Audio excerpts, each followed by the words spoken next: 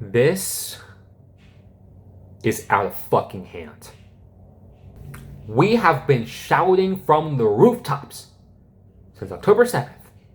In fact, we've been sounding the alarm for decades before that about the illegal settlements and the displacement of the native Palestinian people and the unnecessary civilian deaths, all in the name of Zionism, right? We've been shouting from the rooftops since day one that the siege has begun, that this is a genocide, ladies and gentlemen. When they said never again, after the Holocaust, it's now. Oh, it's now. It's right now at this very moment. This is never again. Never again is now.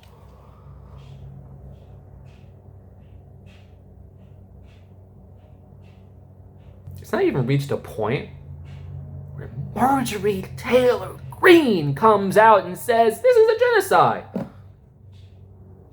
And then Bernie Sanders, who's supposed to be some kind of progressive hero, he says, well, genocide is a legal term. What? Excuse me? What the hell are you talking about, Bernie? So this is a backwards world. When Marjorie Taylor Greene can come out and say, this is a genocide, what are you talking about? This is obvious. This is happening on national television. This is happening for all of us to see. It's right there. It's right there, in color, on live television, on social media, for everyone to see. This is a genocide, right? And obviously, then Bernie comes out and says, nah, it's a legal term. What the hell are you talking about? It has taken way too long for the international community to come together and recognize the state of Palestine. But now France is coming out. Now the UK is coming out. Now Canada is coming out. Granted, way too little too late. And also with the stipulation that, well, if there is a ceasefire, then I guess we won't. It's like, well, no, you should do it, period. You should do it, period. Period. Should have been done ages ago. In fact, the state of Israel, as it exists today, never should have existed. Because there is a massive distinction, ladies and gentlemen. There is a massive distinction between the spiritual people of God, right? The Israelites that God led out of Egypt, and the modern day state of Israel. They are not the same thing. So when Ted Cruz comes out and says, well, look, we are commanded biblically to support Israel. Well, okay, first of all, what Israel are you talking about? And then secondly, where does it say that? Please. Book, chapter, verse. Where is it? And even then, even if you were to make the case, hey, you guys support Israel, is that indefinite? Is that limitless? Is that unqualified?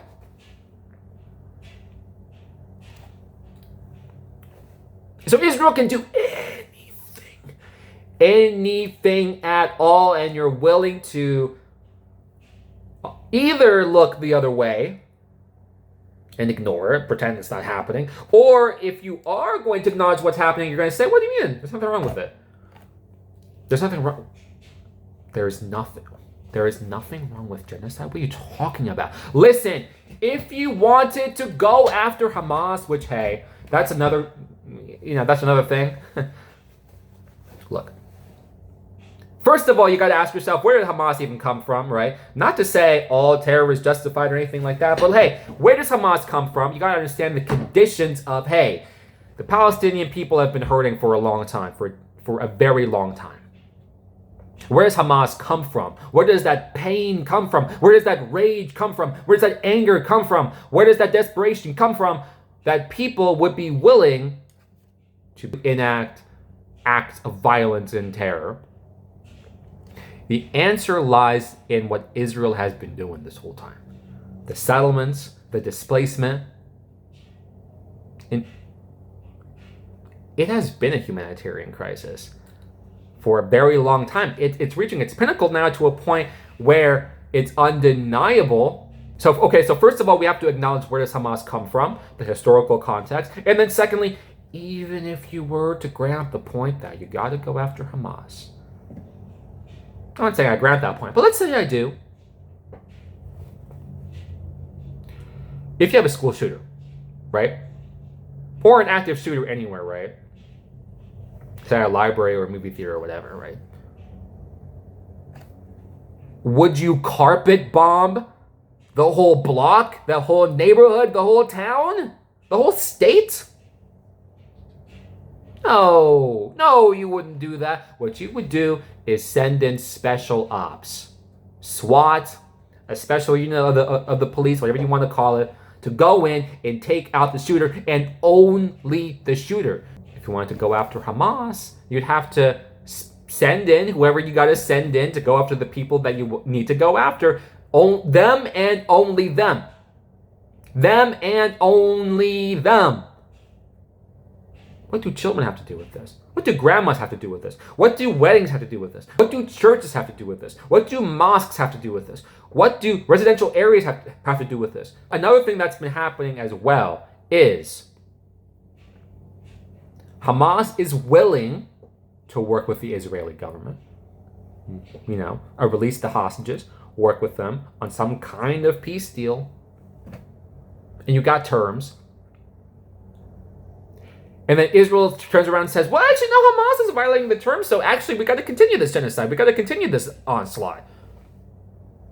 While Hamas has done nothing wrong, while Hamas has, in fact, honored the terms of the agreement. Israel turns around and says, well, you violated it. Now, we got to continue doing what we're doing, what we've been doing.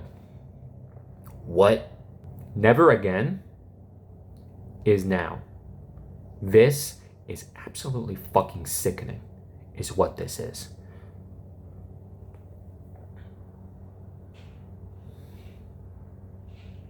And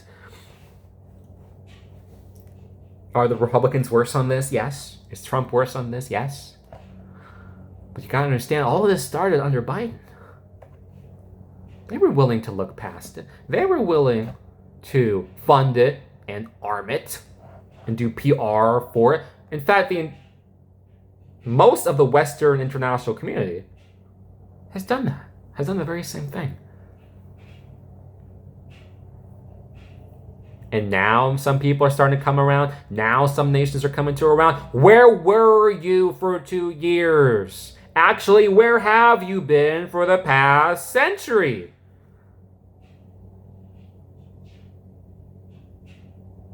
Where have you been for the past several decades? Come on now. What's wrong with you? What is wrong with you? Actually.